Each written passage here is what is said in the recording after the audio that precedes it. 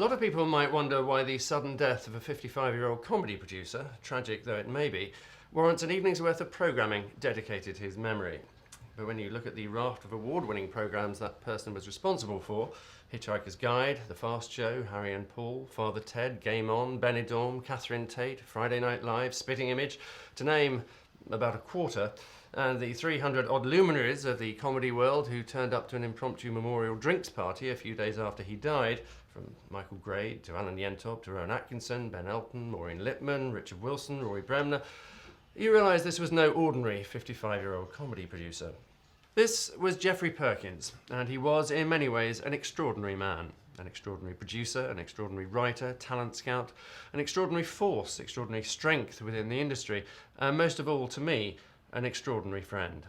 Tonight, we present as a tribute to his life's work 3 of his most successful creations: The Catherine Tate Show, Father Ted, and The Fast Show, preceded by a special edition of Comedy Connections, a series which Geoffrey's own shows have featured on so often, as you'll see from the many interviews with him we've been able to use, that it seems fitting he should have an episode all to himself. One of those shows, you'll notice, Father Ted, is in fact a Channel 4 programme, and the fact they've allowed us to screen it tonight here on BBC Two is testament to the popularity and affection in which Geoffrey was held. Indeed, he was almost universally loved, which, believe me, is rare in this industry. Equally rare, considering his talent, was his modesty. He would be the last person to blow his own trumpet, so much so that when I spoke to his mother shortly after his death, she was completely baffled as to why it should have appeared on the BBC 6 o'clock news. And it wasn't until reading his obituary in the newspapers that she realised the breadth and scale of his work and the importance to the comedy community. I first met Geoffrey in 1979, when he was a radio producer and I was performing at the Edinburgh Festival. Through the 80s, together, we wrote and performed Radioactive for Radio 4 and KYTV for BBC 2. Writing with Geoffrey was generally a lot of fun, largely because it very often revolved around a long lunch. He was also the past master at writing scripts during a recording, often scribbling down lines and handing them to the relevant actor seconds before they were due to be delivered. As with many writing partnerships, our styles differed, but what we shared was a delight in the absurd. I think we both had a penchant for quite silly humour, and you can trace that slightly puerile streak through to his later shows, and many of which you'll see in the upcoming programme. Most folk, when they die, are sadly missed. Others are deemed a great loss, but very few leave a hole that will simply never be filled. Geoffrey, I fear, will be one of those. Such a huge loss is he, on so many levels, for so many people. Geoffrey was warm, kind, jovial, shrewd, intelligent, conscientious, and, not to his eternal credit, remotely ambitious, and yet his career was probably more successful than almost any other comedy producer of his generation. That's because, above all else, he was, quite simply, very, very funny.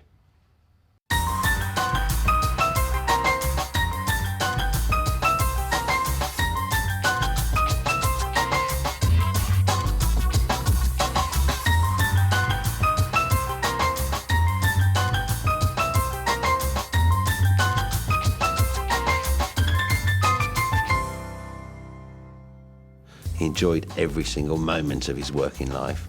He absolutely loved it.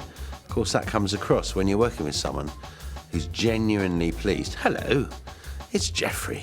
You know, and he'd come in and, hooray, this is like going to be a great fun day. Now look sexy! And then he'd put a line through 3 quarters of the great fun. You'd be left with a quarter. Something slightly embarrassing has happened. Yes, I'm sorry. I could never work out how someone who was only a little bit older than me seemed to have worked with and had a store of anecdotes about everybody in light entertainment and comedy. All these shoes are tight. He'd pull you up on and he'd say, I think you should do that. And I would always say, no, I shouldn't. He'd go, and he'd never be, he'd never be bullish about it. He'd just go, I think it'd be worth trying. And you go, all right. And then you do it, and he was always right. He just knew how jokes worked. And as well as pretentious bollocks, I've also got patronising smooth ears. Hugely versatile. He could do sitcom, he could do sketch shows, down market, up market. And at number 15 for the 16th week in a row is Father Jack Hackett with I Am a Sleepy Priest. How did that gobshite get on the television? If Geoffrey hadn't been around, how different would the comedy landscape be? Geoffrey Perkins' untimely death in August 2008 brought to an end 3 decades of making successful comedy as a writer, producer and sometimes performer. Sketch shows and sitcoms like Harry and Paul, My Family, Big Train, The Thin Blue Line and Father Ted all had Geoffrey Perkins in common. By 2001, even with huge hits behind him, he was busy looking for new talent to nurture, and he knew he'd uncovered the next big thing, though at the time she could hardly be bothered. He came up to me at a party and said, hello, you know, I just wondered if you were interested in being on the television. And I thought, oh, here's another randomer, you know. I didn't mean to speak out of turn. I just always assumed you were gay. Gay, dear? Who, dear? Me, dear? No, dear. Just because I live with my mother and haven't found the right girl yet, you assume I take it up the arse. How very dare you? He loved the process and the creative part of making the show. He just loved it. And he would be in the writing meetings and he'd be offering up his suggestions. And he would be tirelessly enthusiastic. I think there's nothing that pleased him more than people of all ages kind of, you know, quoting catchphrases from characters from sketch shows that he'd been involved with, just because, you know, that's just a real sign that it's kind of caught the imagination of the nation. I told him this idea I had, and he said, oh, I think that's really good. And I said, no, I don't think I should do it. Suis-je bothered? And I said, no, I'm not doing it because it's too like Ali G, and I do not want people to think I've nicked someone's idea. And he said, no, you really must do this character. And it was literally like, oh, God, well, I'll do it once at the Latchmere. Regardez, visage, regardez, est-ce que mon visage mauvais? Je suis pas mauvais. Regardez mon visage, je suis pas mauvais. Non, pas mauvais, pas mauvais. I pushed it on the night. That was how we got the idea of actually keep repeating it and making it into this sort of permanent thing. And I kept doing it on the night, and the audience really picked up on it. And as they were going out, they were saying, am I bothered? And I thought, damn him, he's right. Am I bothered? I'm warning you. Do I look bothered? It's up to you. Look at my face, is it bothered? I'm not arguing with you. Look at my face, is it bothered, Dale? This train's not going anywhere. Yeah, but is my face bothered? This is the last stop, and you have to get off. I ain't bothered. He made that how he liked to make shows, in a straightforward, traditional sketch show way. And, of course, it was hugely successful and hugely popular. Apparently, the show used to get a lot of complaints, but he'd never tell me. But he would always answer everyone and defend stuff. No, he would absolutely back you and defend you. No, he never once told me to tone anything down or... No, that's not what comedy's about. And it wasn't what he was about. I see your sister today. Did you? She's had the baby. I know. She's had the baby. I know. Oh, little girl. I know. She come up here and see me. Did she? Oh, you seen it? Oh, she's come up here. It's only a little dinky thing like that. Oh, little lot no bigger than that. Oh, she's let me hold her. Oh, have you seen it? Yeah. Have you seen it? Yeah. Have you seen it? Yeah. Isn't it ugly? Oh,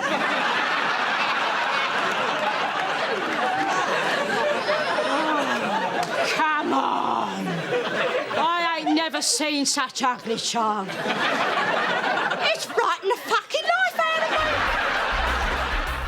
So how did Geoffrey Perkins become the man who could turn a virtual unknown into a star of British comedy almost overnight? It all started back in 1977 when BBC Radio was Geoffrey's mission control for The Hitchhiker's Guide to the Galaxy, despite its writer Douglas Adams existing in his own peculiar universe. Geoffrey took over Hitchhiker's Guide to the Galaxy after Simon Brett made the pilot, I think. And he really was handed the poison chalice, really, because Douglas was, you know, a very good friend of all of ours, but, you know, daft as a brush and the most ineffective human being it's possible to meet. Just before we did the very first recording, I went to a restaurant with Douglas, and I said, I think I should tell you that I have no idea what I'm doing with this show. And he said, that's all right, neither have I. OK, let's go again from the top. Rolling. Listen, you stupid machine, it tastes filthy. Here, take this cup back. If you have enjoyed the experience of this drink, why not share it with your friends? Because I want to keep them. Douglas, who was a genius, but would often forget to write the scripts before they went into the studio.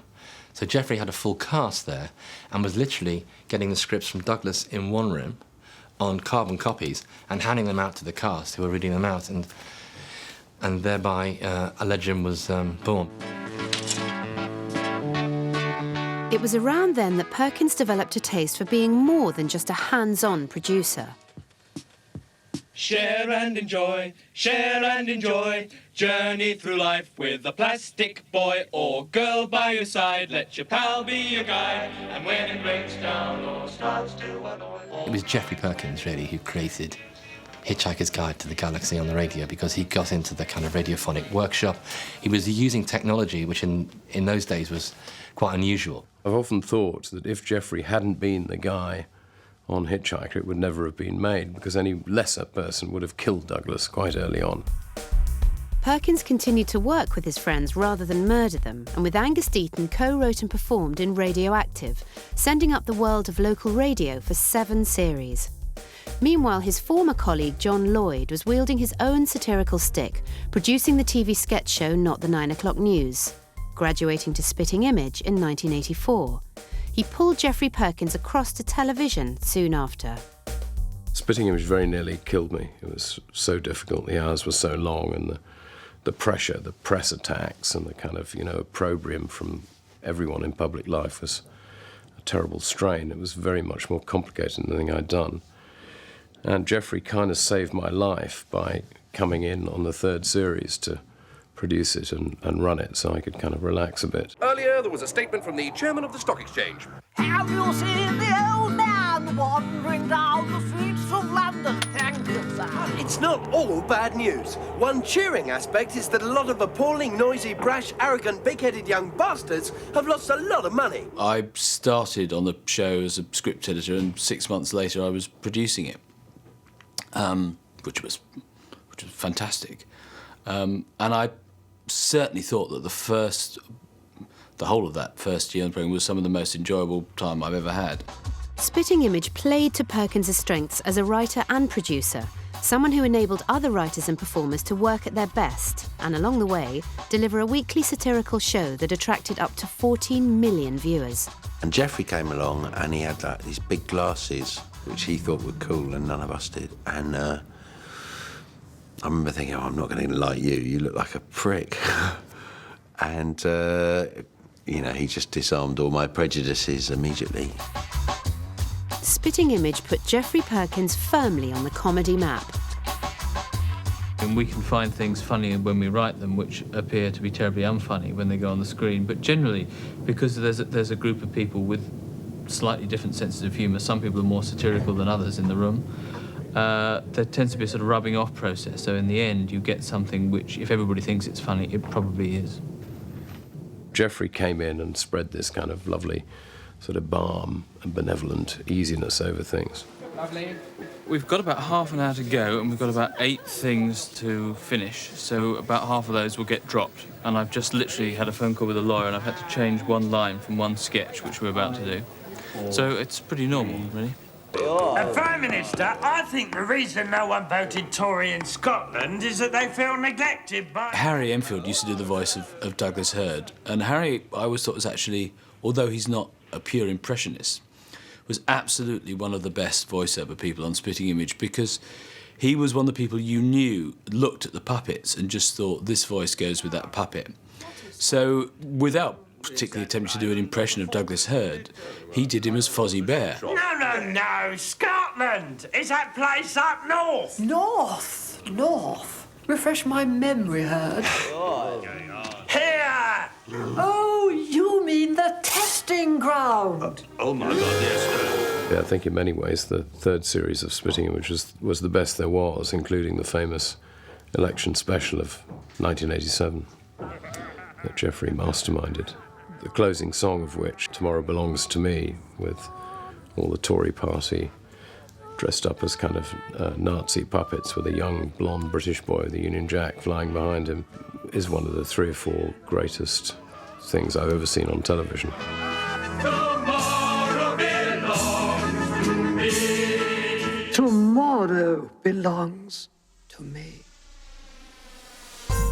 By 1987, Tomorrow seemed to belong to Geoffrey Perkins. Besides producing Spitting Image and writing and performing Radioactive with Angus Deayton, he also got the chance to produce Channel 4's innovative Saturday Live and its successor, Friday Night Live. With his trademark mixture of charm, good humour and hard graft, Perkins was able to bring out the best in Ben Elton and Harry Enfield. Geoffrey came in on the second series of Saturday Live and he made the show kind of what it was. Rather than having guest presenters, he said, right, let's focus this show. That was a good thing he did, focus. You know, right, we'll get Ben as the host and we'll get these people doing the regular acts and then we'll get everybody else. Good evening, ladies and gentlemen, and welcome to the brand new series of Saturday Live. We think we're going to have a very good time. You can shut your face for a start. The toughest times I ever had were writing the topical routines for Saturday and Friday Live. That was a hard school. I would sit alone writing it, and only Geoffrey really was the colleague. And as I say, he would come up with most of the subjects. I'd write the routines, and then he'd come and we'd look at them and talk about them. And even when it was weak, he was always interested. He always saw the joke and wanted to improve it. Secrets. Since the special branch raided the BBC, you're not allowed to tell any government secrets, so we won't be telling you the true unemployment figures. Fair enough, so no problem with that. But the politics goes down well. No, it doesn't. Let's get back to the stuff about drinking. He made you feel relaxed, even with literally only half an hour to go until we were live on air and the topicals still to be finalised. Friday Night Live became famous for introducing not only Harry Enfield's era-defining character Loads of Money to a grateful nation, but also Harry's friends Paul Whitehouse and Charlie Higson, and their loads of talent. What's happening? What is that? UK8! I'll tell you what that is, right? That is loads of money! And it's all mine, right? Loads of money. You can't have 1 penny, mate. It's all mine. I'm a plasterer, see? Bush, bush, shum, shum, dollop, dollop. Lovely job. Loads of money! Everyone's got mates down the pub who are funnier than us lot on telly. You know, you have, we all have. And Paul and Charlie were my mates who were funnier than anyone I'd seen on telly, and Geoffrey let me get them in and let them write. Paul and myself had been writing at a distance with Harry, and then Harry said, oh, Geoff would quite like to meet you and he'd like you to get more involved, which was very nice. Hello, everybody, peoples. Welcome. My name is Stavros, and this is my kebab shop, in case you don't know, because you're bloody thick or something. The hierarchy that existed, in the comedy world at that time weren't quite so sure about me and Charlie. They thought we were just a couple of drunks who, Harry was trying to get in, sneak in around the back door. But Geoff, to his credit, he took a chance on us. If I ever run out of money, right, which I don't, right? But if I do, which I don't, right? But if I do, yeah, but anyway, right? I've got one of them little plastic cards, I'll go down the old cash point machine, the old pie mash point, right? I'll stick it in the slot, right? Its sign comes up. How much money do you require? In 1988, Perkins joined the newly formed independent production company Hat Trick and co-wrote and produced Harry Enfield's love letter to old lovies, Norbert Smith, A Life. But his own performing days were far from over, as after years on Radio 4, the BBC finally commissioned Radioactive for television, renaming it KYTV. Geoffrey was hugely useful in the early days because, he was an established producer and he was that much older than us, and he was probably wiser and probably a better writer as well. And so I guess I probably learnt from him in the early days. I think we had very different styles. He was probably more gag-orientated. I was probably more sort of wordplay. General, I'm sorry to interrupt you. Are you looking forward to the wedding today? Yes, I'm obviously looking forward to it. Why? Because it's in the future.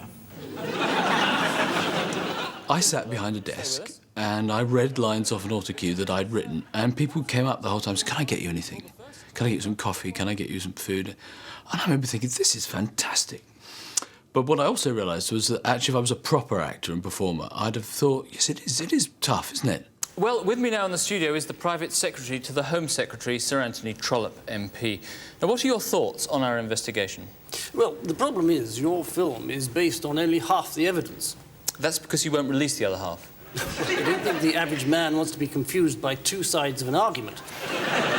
Yes, so having seen the film, do you still believe that Johnny Sargent is guilty, or should he be set free? You say guilty, you say free. What were the other bits again? Things like KYTV that he did, I remember when that came out, we just thought it was sort of stupid bloody Oxford rubbish, because they didn't do any shouting, they were all just clever jokes. Jeff was always a bit of a ham. He loved performing. I think he knew deep down he wasn't that good as a performer. He played one part, basically, which was Geoff Perkins.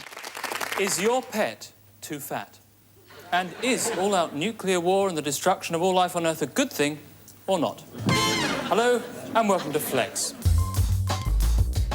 KOI-TV ran for 3 series, but Geoffrey Perkins' real talent lay in producing. In 1990, he brought Ben Elton's solo show The Man from Auntie to BBC screens and made Harry Enfield's television programme. Perkins had mastered the art of the sketch show, even if the star intended something different. Paul and Charlie and I had developed a sort of sitcom with various characters that called Nuxton, which was about a bunch of weird people living in a village. And we had it with Hattrick and Geoffrey, and he just went, actually, you know, it's a lot of money in this. It was like, it's supposed to be a Brookside, a comedy soap, that characters could come and go when you got sick of them. And he said, well, let's just showcase these characters on a programme, so we just let's do a conventional sketch show. He was quite conventional like that. Harry Enfield's television programme was the first series Geoffrey Perkins had produced from scratch. It cemented the reputations of Enfield, Higson and Whitehouse, but only after a little arm twisting from Harry. I want Paul to be in the show. And you go, we better audition some other people. Of course, Paul won the auditions, even though he wasn't an actor. I can remember the very first recording we did of Harry Enfield's show, and Harry and Paul were on the set together, joking away about doing this sketch, and a thought occurred to me, and I said to Paul, have you ever actually acted on television before? And he said, no. It was just so, this confidence just oozed out of it. 10 minutes we've been waiting here, and it's a bloody disgrace. Bloody good job, there's nothing wrong with us. We sort of formed this little team, 4 of us, and we're much more on an equal footing, it seemed like, anyway. And Geoff was very accommodating to us, having sort of, you know, seen that we obviously could develop a character that could be very successful. I love tea, don't you? Especially a nice cup. In the words of the old song, I like a nice cup of tea. Makes you think, doesn't it? Well, it makes me think, anyway. And talking of all things nice, here's me old mate Dave Nice, just back from his holidays in Greece and looking popper-dabba-dobulous. Rockin' dabba-dobulous to you, mate. And actually there was quite a lot of thought at the time that Harry should be with proper actors and not sort of people like Paul, really. But actually, all the way through that series, Paul matched him completely. I once knew a little kid had his eye put out with a sharp stick. Oh, yeah? Yeah. Teach him to look through my letterbox. You'll never walk again! We were quite good on characterisation, Charlie and me. Harry's quite good on jokes, and Geoff was very good on jokes. We're more sort of character and don't build enough gags in, whereas Geoff always just reminded us that it was comedy, of course, you know. Ah, Doctor, I'm afraid Freddie Fourfinger's feeling a little fragile. I'm not actually a doctor, in fact, I'm a paediatrician. Really? Yeah. Well, can't say I approve, but I admire your honesty.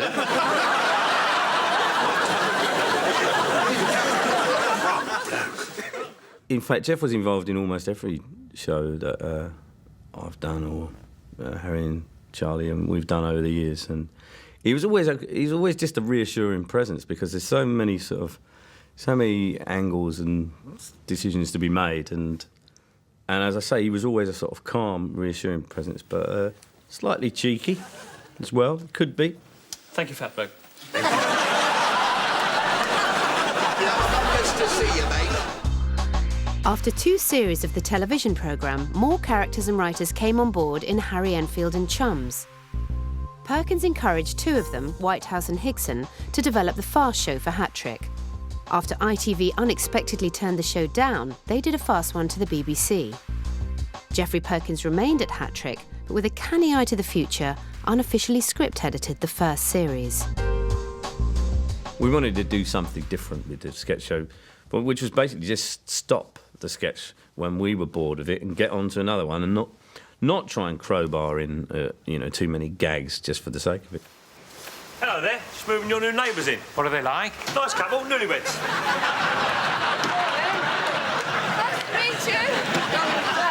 He always said that if he'd been producing the Fast Show, it would have been a very different show.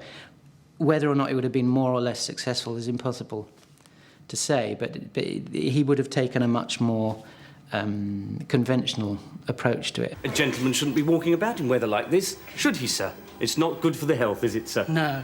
Brings them out, doesn't it, sir? Hot weather. What? The ladies, sir. Brings them out, doesn't it, sir? Oh, where do they come from, sir? With their skimpy tops and their skimpy bottoms and their bare midriffs, sir. Oh, it's Quim City out there. I think it gave us the impetus to develop the Fast Show, which was at that time nothing more than a few characters that we had knocking around that Harry wasn't particularly keen on. He's probably sick of me and Charlie at that point, thought, piss off, see how you get on your own, girls. And, While the Fast Show introduced a whole generation of characters and catchphrases to the nation, over at Hat Trick, Geoffrey Perkins was developing a new generation of writers. Arthur Matthews and Graham Linehan had created Ted and Ralph for the Fast Show and scripted the surreal sitcom Paris as an Alexei Sayle vehicle. It was a write-off, but Perkins saw Linehan and Matthews' potential. We got sent this script, which was a one-off documentary called The Life and Times of Father Ted Crilly. And it was a one-off. And it had a most hilarious beginning of Father Ted talking to camera in his car. And he kept crashing, because clearly he wasn't watching the road, he just kept talking to the camera. And Geoffrey read it and said, this is brilliant. I thought, yeah, but we're not looking for a one-off, we're looking for a series. He said, no, there's a series in here. There's definitely a series in here. And it became something else completely when Geoffrey got hold of Graham and Arthur and gave birth to Father Ted. And what do you say to a cup? Take off, cup! Probably it was about as hard a sell of a show you could ever have, which was, let's do a show which is about a group of Irish priests on an island off the west coast of Ireland. Oh, and by the way, it's going to be acted by people you've never heard of. It's a fantastic pitch. Holy Mary, Mother of God! The great hallmark of Geoffrey was that he could write comedy, therefore he knew how it worked, and when he read someone else's script, he could analyse it and work out how the jokes should work and how they should be shot. Dougal, there's some shaving cream just there. No, there's not, Ted. No, you're grand. A lot of it is kind of, you imagine, second sense. But, it's intuitive. You either have it or you don't have it. Gone. No, there's still just a tiny... Dougal, it's all over the place. Oh, God. How on earth did all that get there? I didn't even shave this morning. All I know is when a script was perfect, he wouldn't change it. But when a script was broken, he would. And that's what you need, someone who's good enough to recognise when something is great and step away from it, and just kind of gently guide you when it's not. It seems to be coming from all around us. The Sioux Indians in the Arizona desert used to be able to pinpoint the exact location of buffalo by gauging the position of the moon and putting their ears to the ground. Actually, Ted, maybe the sound is coming from that stereo.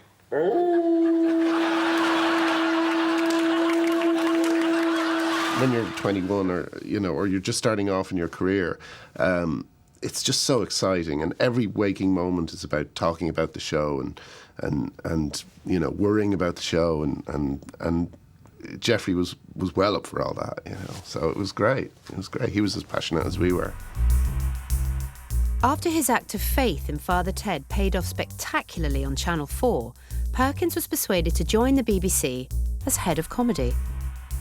On his watch between 1995 and 2001, awards and nominations kept rolling in for The Fast Show, Game On, Big Train, Ted and Ralph, My Hero, Kiss Me Kate, Happiness, Coupling, The Royal Family and My Family, to name but a few.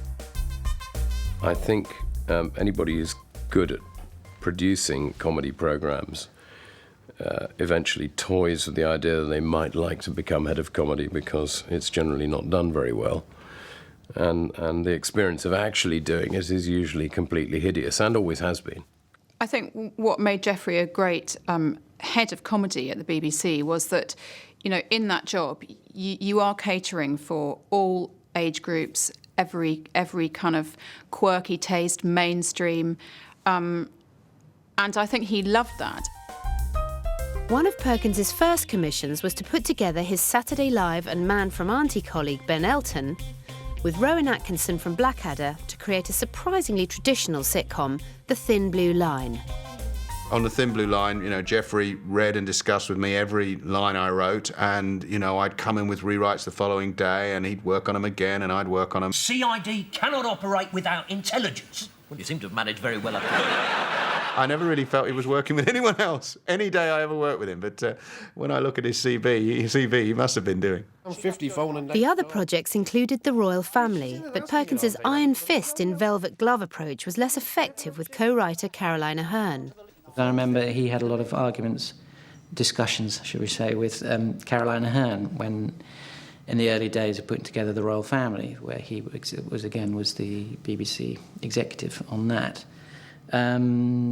He was really pushing for her to do it as a traditional studio sitcom with an audience, and she was adamant that it wasn't that. It needed to look more like a documentary or soap opera or whatever.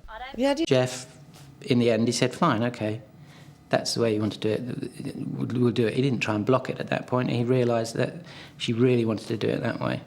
And obviously, The Royal Family was a massive success. Perkins was more persuasive with a former KYTV colleague. The head of comedy wanted to revive his on-screen partnership with Angus Deayton, whether Deayton liked it or not. But I've not yet quite gone to see. I was having lunch with Geoffrey, and Geoffrey said, I don't know if you know, but there's a script in for the next series of One from the Grave where your brother turns up.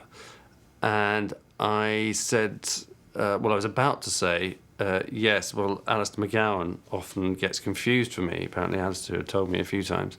So wouldn't he be a good idea? Before Geoffrey actually jumped in and said yes, and I thought I'd do it. So, yeah, good. Excellent. That's just what I was thinking. Yes, I'll tell you exactly what's chafing my hide this morning, Mr. Gorringe. It concerns a majestic 2000 Millennium Globe that I rather foolishly ordered from your company for my brother's birthday, which I can't help noticing has arrived with 2 northern hemispheres. After 6 years in the BBC corridors of power, Geoffrey Perkins needed to get back to the comedy coalface and joined the independent company Tiger Aspect as creative director for comedy. Early projects included Harry Enfield as the cartoon character Gary Bloke in Celeb, and a spin-off from the fast show Swiss Tony. Can't let that puffed-up old prawn direct an advert. He's a BAFTA nominee. I know, I have his compendium of achievements. He made the greatest British art films of the 60s and 70s. Bollocks. Oh, just wank fodder. I wasn't at all surprised when he left the BBC because what Jeff really loved doing was actually making shows. And, you know, he would get very involved and protective of a show he was making, and it would very much be kind of his show. And he missed that as an executive. The edit suite was a tense place for me and Geoffrey. Because he literally, I'd come in the morning and I could tell he'd changed things from the night before. And he'd sit there and he'd go, nope, no, I haven't. I go, well, you have, haven't you? Because this one, I'm wearing a red nose, and in the one I wanted, I've not got the red nose on. And he goes, no, well, I think that's where the joke is. But he'd literally sit there and he'd go, nope, no, not done it. See, Geoffrey just never got angry, you know? But he always got what he wanted. And he didn't get... When I say he always got what he wanted, usually you wanted it too. It was just that he would allow you the space to realise that. When you meet him, when you met him, what came across was his initial charm. A very polite, friendly, charming bloke who listened to you and took an interest. No malice, no side, but then you'd go to the edit and he'd cut your best bit out. The bastard. So that's where the ruthlessness kicked in. Always after we were happy with the take, Geoffrey'd kind of scuttle up and go, I think you could do that line a second faster. And go, oh, fuck, you know, a second faster. OK, Geoff, bollocks. OK, we'd do it again. We'd do it a second faster, and he'd go, that was great. And then you'd see in the cut, and he was right. Perkins's hand on the tiller steered the Catherine Tate show to 3 successful series, and he commissioned Darren Litton, one of the writers, to develop his own project. What emerged was the sitcom Benidorm, an ITV audience pleaser which Perkins produced. Harry Enfield, however, was finding it hard pleasing the powers that be. Basically, I'd gone to Peter Fincham, the head of BBC One, and said, I want to do another sketch show. And he said, I think you're a bit old. So I said, OK, cool, you know, you're probably right. But then I went to Geoffrey and said, well, Peter thinks you're a bit old, so I'm just going to write loads of stuff. And, you know, he's my kind of #1 person that I trusted on. So I wrote loads of stuff and sent it to Geoffrey, saying, is this just a pile of old poo? And Geoffrey was, you know, really encouraging and said, no, this is a pile of old poo and this isn't, you know. And then we pitched, you know, we just rang up Peter Fincham and said, can we just do a proper pitch? So we did, and he gave us a series on it. The material filed under non-poo became Ruddy Hell, It's Harry and Paul, broadcast in 2007 with Perkins as executive producer. The second series in 2008 was more of a case of Harry and Paul and Geoff. Geoff was much more hands-on on the latest series, and well, I think I said earlier, you know, I saw him or had contact with him every day for the last 8 months, which makes it all the more shocking, really. Crikey, Henry, I see you've pimped the Yaris then.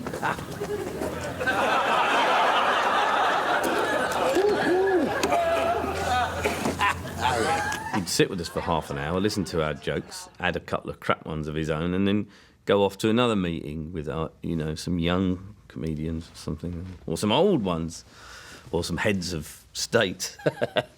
But no, you know, he would come every day, and it was lovely. So it really felt like a sort of return to, you know, the old days, as it were. There are more Clarksons here on Clarkson Island than there are lesbians in a Whole Food shop. What's going to happen to them?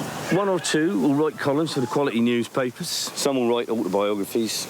The odd one will get on primetime TV, but the vast majority will end up on Dave. Geoffrey's really funny. Masses of anecdotes and silly things, and really funny, especially when he was pissed. Sometimes, as the evening wore on and he'd had perhaps 1 glass of wine too many, the anecdotes would come round again. But again, that in a way, that almost made them funnier because it was kind of, he was so well known for it. He could still point out an anomaly in a script, even after a couple of bottles of red. Very good. He was just the best script editor I've ever had, and script editors are hard to find. He just liked to laugh, really. You know, he was lucky he was doing the thing he loved most, you know. Summer holidays on the beach, huddled beneath a blanket, sheltering from the wind. Some memories are so vivid, aren't they, Ted? Remember the time we pulled that big old oak tree from the brook after the storm? Geoffrey Perkins died in a road accident on the morning of the 29th of August 2008. He was 55. It's very difficult to talk about someone who you know so well and whose loss you feel so much without it sort of tipping over into cliches and sentimentality. But you know when people say, "Oh, he really was he was a lovely bloke. He really was a genuinely calm presence, and who always was kind of welcoming. Always had whenever you went to a showbiz function, you bumped into Geoff instead of all the other nightmares you know, and monstrous egos like me, you know. See, I've even mentioned myself in there when I'm trying to do a eulogy to Jeff. Terrible. If you look at his track record, there are not many people who've not only had that success, but maintained that success over a number of decades and across that many broadcasters. Geoffrey liked his work more than anyone I've ever met, I think. Everyone, the rest of us, you know, we're always looking for, oh, if I made enough money, I can retire, or, oh, blimey, I've done enough this year, you know, whatever. You know, that's... Geoffrey just liked going from thing to thing to thing. If I had to say the overriding quality that Geoffrey brought was enthusiasm. It just burst out of him. You just couldn't dampen it down. And I tried.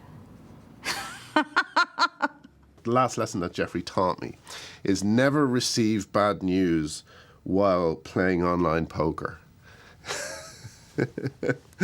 Geoffrey cost me $900.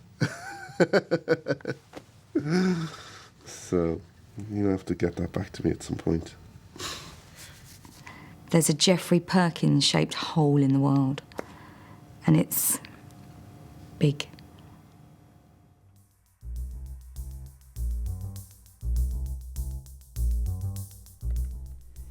And stay with us on BBC Two. We're showing one of the Catherine Tate shows produced by Geoffrey Perkins, and that's next.